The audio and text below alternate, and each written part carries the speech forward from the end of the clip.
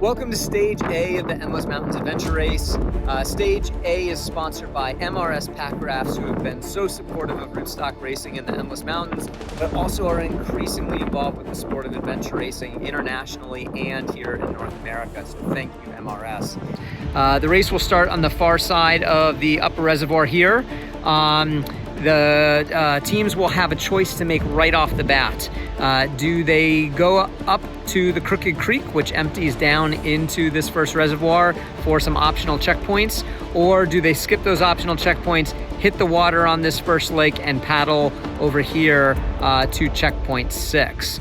Checkpoint 6 is perched here on this vista over a relatively unique channel that connects this upper reservoir to a lower one, which they will have to get down to once they get checkpoint 6. Once they get to the checkpoint, they'll paddle down to the far side of the lower reservoir into another creek that will take them to the first transition area. Should be a fun section to watch. There should be a fair bit of strategy right off the bat. Some teams may elect to leave their pack rafts and go hit the optional checkpoints on the Crooked Creek by foot.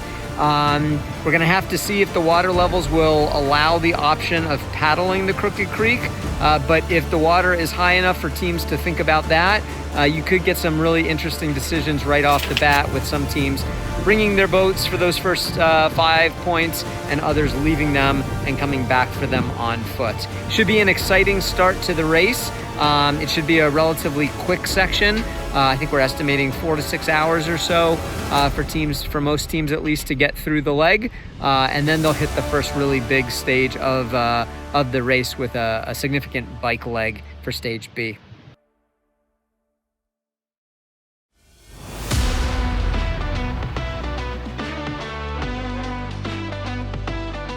This is Stage B of the Endless Mountains Adventure Race, sponsored by Crooked Creek Campground and Crooked Roots Adventures. Crooked Creek is serving as the headquarters for this year's 30-hour light race, and Crooked Roots Adventures is helping us with the rope section later on this stage. Stage B is terrific. It's got a little bit of everything. It's long. It clocks in somewhere around 85 miles, plus 2 embedded foot sections. One of which has ropes on it. So this could be a 24-hour stage for some teams for sure. It's a great stage. It's got a little bit of everything. It's got some fast pavement, some dirt road riding in the forests, some fast, fun single track, some more technical single track. There's a couple spots where bike whacking is your best route. And hike a bike is possible, not for very long, but a little bit to access some of the more interesting checkpoints. So it's a really diverse section that I think will keep people engaged. The navigation can get pretty tricky. It's certainly trickier than it looks. I'm here at checkpoint 16, Sand Run Falls, which is just one of the most beautiful places on the course. In a way, full course teams will have an easier time with this checkpoint. Short course teams coming from the south might actually have a hard time figuring out the trails to get up here. So that should be some interesting dot watching to watch. After they get through here, they head into Wellsboro, where the light race diverges. The full course, full 5-day racers will continue onto the ropes, and the light racers are gonna head to their own Stage C, a trek in Pine Creek Gorge.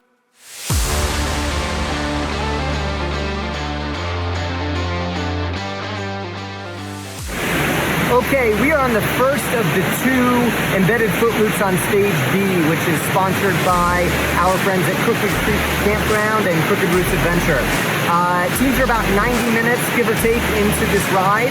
They've dropped their bikes at checkpoint 7, and they have approximately 6 miles of foot travel to complete this loop.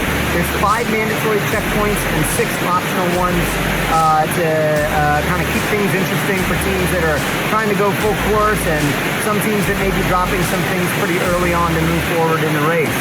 The navigation isn't too tricky, but there are some stretches of off-trail travel that could be interesting and create opportunity for bobbles and little moves here or there for the teams that are a little bit more competitive.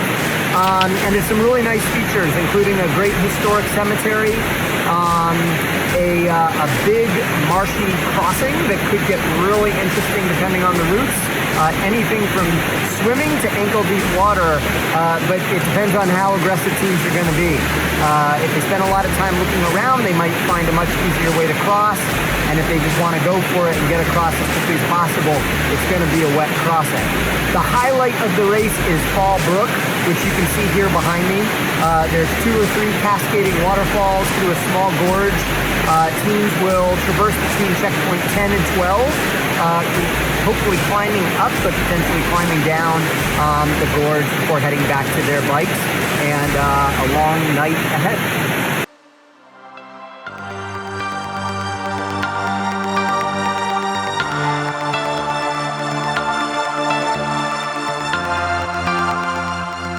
Okay, welcome to checkpoint 18.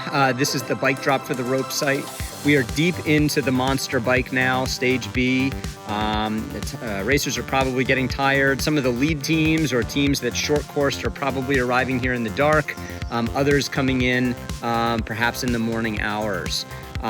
When they drop their bikes here, they're gonna pick up their rope gear and they're gonna set off on a 6-mile trek down the track that you can see gated off here behind me. There's a checkpoint going into the ropes and then a checkpoint coming out of the ropes that both require some bushwhacking and navigating. So the loop is not as straightforward as it might appear. Once they get to checkpoint 20, they'll check in for the ropes, they'll get their instructions, and then they'll explore the rope site. This is not your traditional big rock face adventure racing rope site where you have to rappel or go up using mechanical ascenders. It's a true rock climbing site. There are 4 routes that we are designating for the racers, though there's many more than that at Blue Run Rocks. But each racer has to complete a different top rope. If they don't complete their climb, they will receive a 45-minute penalty per checkpoint that they either can't complete or that they skip. In addition to the 4 top ropes, there are an additional 8 checkpoints scattered around the site. This isn't, again, just a wall. It's actually a series of big boulders and small cliff faces, broken up by loose boulders, overhangs, crevices. It's a pretty exciting spot to explore and poke around. None of the walls are too high, maybe 30, 40, maybe 50 feet at the highest. But again, they will be tired and doing traditional top rope climbing. So a pretty unique challenge for adventure racing. Once they're done, they'll navigate out, which could be a pretty tricky bushwhack for some teams, especially if they're doing it in the dark. And then they'll race back here to get back on their bikes for the final few checkpoints of stage B. I'm sure they're getting ready to get off those bikes, but they do have some additional challenges ahead of them, both with some navigation and a stiff climb up for 22 and then over the top for 23 before they get the spectacular view at 24 of the Pine Creek Gorge. Special shout out to Crooked Roots Adventures. They are one of our sponsors for Stage B. They are setting the ropes for us and staffing the rope site and making sure that our racers are safe as they climb.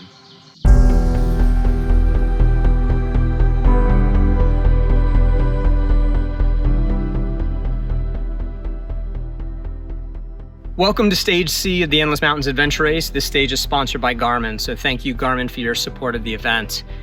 Racers are about to take on their first significant trek of the race, a 22-mile stage through the Pine Creek Gorge, also known as the Grand Canyon of Pennsylvania. The Pine is known for its abundant wildlife, including the elusive river otters, the West Rim Trail, which is a long-distance hiking trail that runs along one side of the gorge, cascading waterfalls that break through the side ravines and reentrance that cut through the cliffs of the gorge, and the Pine Creek itself, which is a spectacular waterway cutting through the gorge itself. Unfortunately, because of the time of year and changing climate, the Pine is too low for us to paddle, but racers are still going to have an opportunity to enjoy this truly wonderful natural resource. The stage starts off with a unique letterboxing challenge. Letterboxing is a different kind of navigation where teams will get a set of written instructions for the 8 or 9 mandatory checkpoints that they have to find in this stage. Those written instructions include distance estimates, compass bearings, and other written cues to help them navigate from checkpoint 25 to 33. Once they're at checkpoint 33, they're back on the map, and then they have a decision to make. Before making that decision, it's worth noting that while those checkpoints are mandatory, because of that unique navigational challenge, we are going to be a little bit looser with the rules of mandatory checkpoints.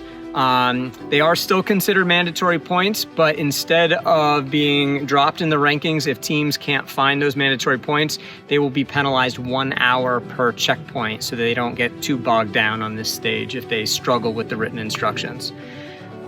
Once they're through checkpoint 33, they're back on the maps. Full course teams will climb back up to the plateau and do some overland navigation with a fair bit of bushwhacking for 5 optional CPs. And short course teams have an opportunity to really save their legs and move ahead.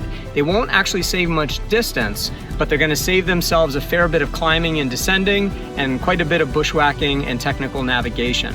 So it's a good opportunity for them to bank some time for the big monster trek that's coming up in a couple of stages.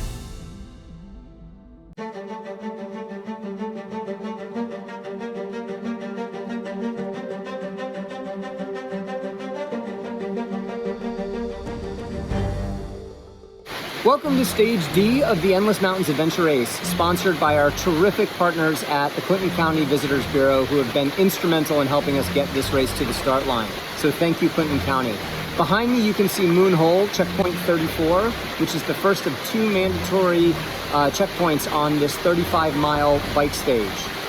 Most of the riding is relatively straightforward. Most of the stage will take place on forest roads and some trails. But there'll be some interesting route choice to look out for. Between checkpoint 35 and the first of 3 optional checkpoints, D1, all of which are near the end of the stage, there's quite a bit of open map and a lot of routes for teams to choose from. There's probably at least 3 or 4, maybe more, logical routes that teams could take connecting checkpoint 35 to D1, so it should make for some pretty interesting dot watching. We might also see some teams decide to short course here and ride straight to the TA at Ole Bull State Park. Next stage is the Monster Trek, and I'm sure some teams will really choose to get there, save some energy for what's coming next.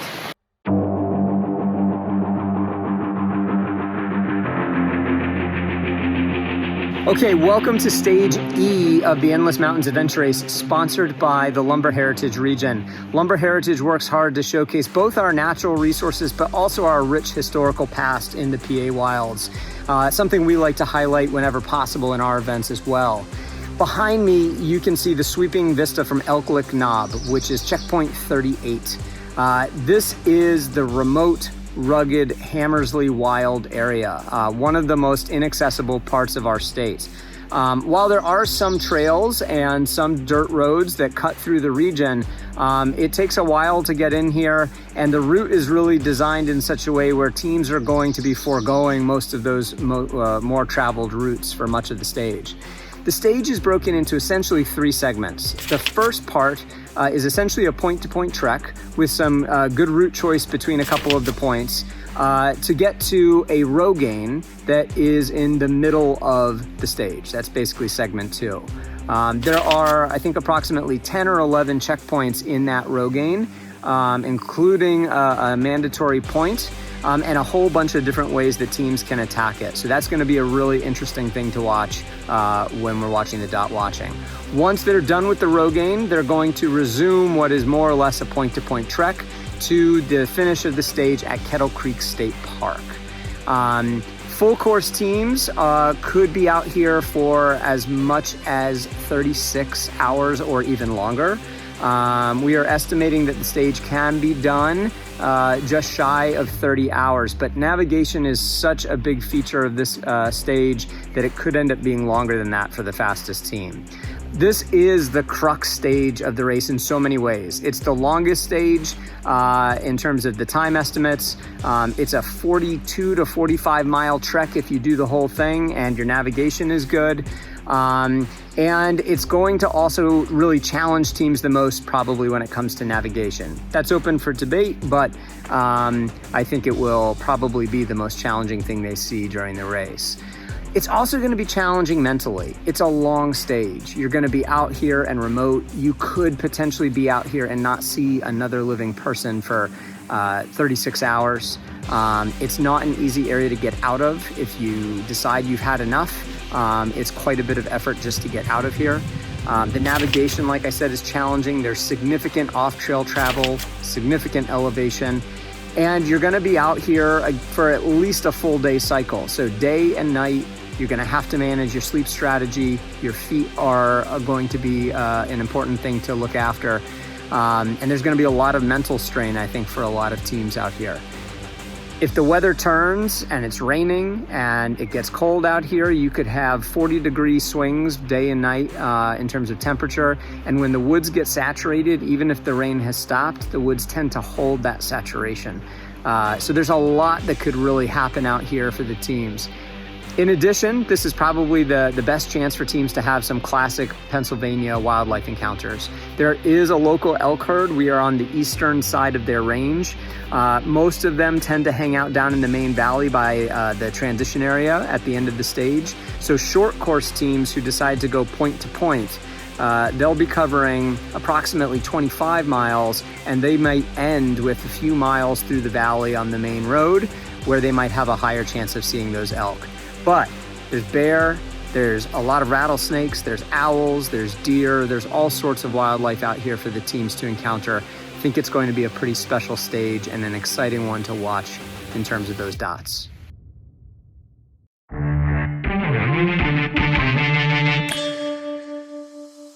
This is Stage F of the Endless Mountains Adventure Race, sponsored once again by our partners at the Clinton County Tourism Board. Teams have just finished the monster trek. They've transitioned at Kettle Creek State Park, and they are tired. They are hungry. Their feet are sore. They may not be in the best mood, but there's still a lot ahead of them, and this might be the most enjoyable section of the whole race. They're gonna ride out of TA past the beautiful Kettle Creek, down past the dam into the Kettle Creek Valley. It's a beautiful ride. And then for teams that have been strategic and left themselves enough time, they're gonna climb back up here into the hills for 16 optional checkpoints. All of the checkpoints on this stage are optional. So teams that have managed their time well have a real opportunity to find a lot of checkpoints in the most densely compact area of the whole course.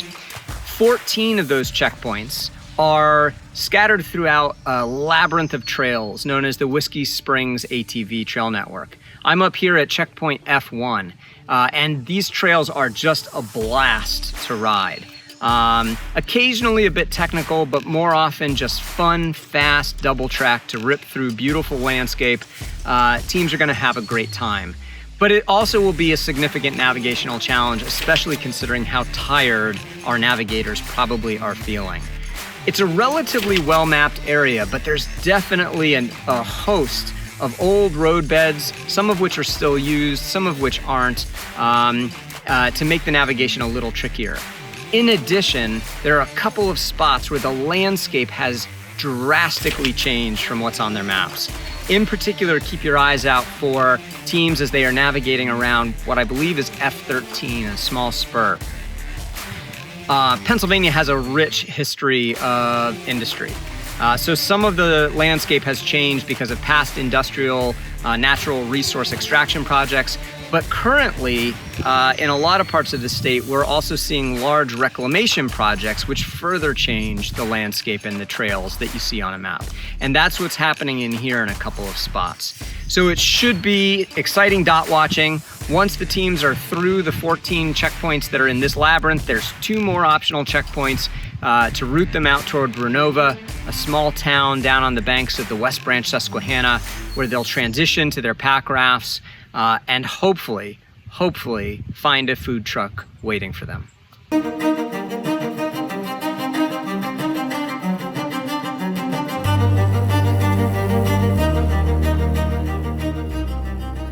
Welcome to Stage G of the Endless Mountains Adventure Race, sponsored by our terrific partners at MRS Pack Rafts, designing the best pack rafts on the market.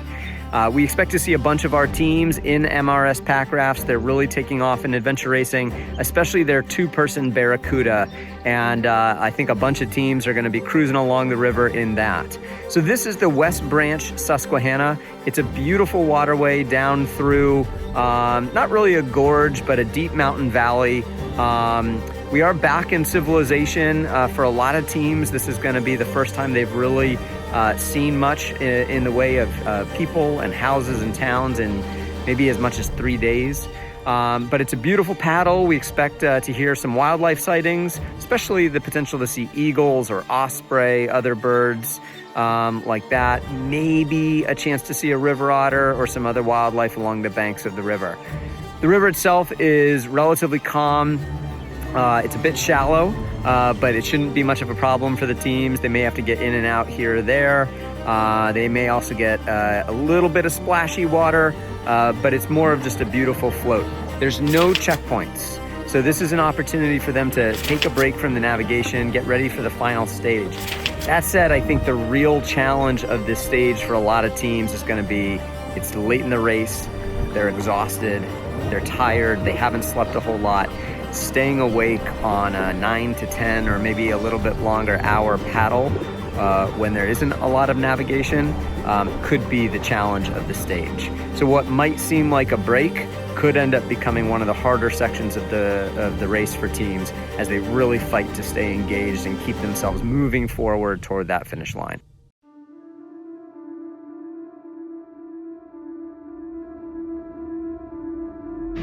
Okay, this is it. Stage H, the final leg of the Endless Mountains Adventure Race, sponsored by New Trail Brewing, an award-winning brewery here in Williamsport that is also serving as the host site for our post-race banquet. So thank you, New Trail.